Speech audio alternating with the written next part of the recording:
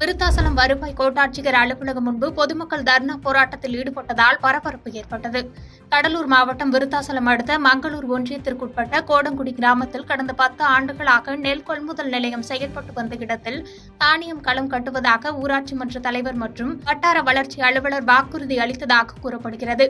ஆனால் ஒருதலைபட்சமாக வட்டார வளர்ச்சி அலுவலர் செயல்பட்டு அப்பணிகளை புறக்கணித்து வருவதாகவும், இளைஞர்கள் நலன் கருதி விளையாட்டு மைதானம், கரும்பு காரியம் கட்டிடம், பொது சுகாதார வளாகம் அமைத்துக் கொடுக்க வேண்டும் எனவும், அவ்வாறு கோரிக்கை நிறைவேறும் வரை தொடர் காத்திருப்பு போராட்டத்தில் ஈடுபட போவதாக அக்கிராம மக்கள் சேர்ந்து அறிவிப்பு வெளியிட்டிருந்தனர்.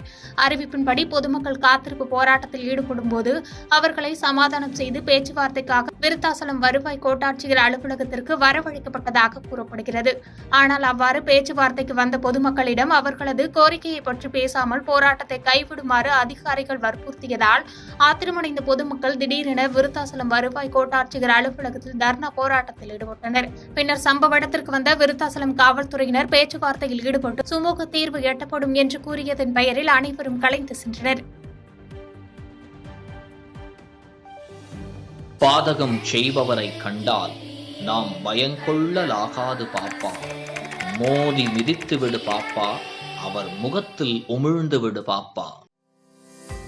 அண்மை செய்திகளை உடனுக்குடன் தெரிந்து கொள்ள இணைந்திருங்கள் இயம்நாடு தொலைக்காட்சியுடன்.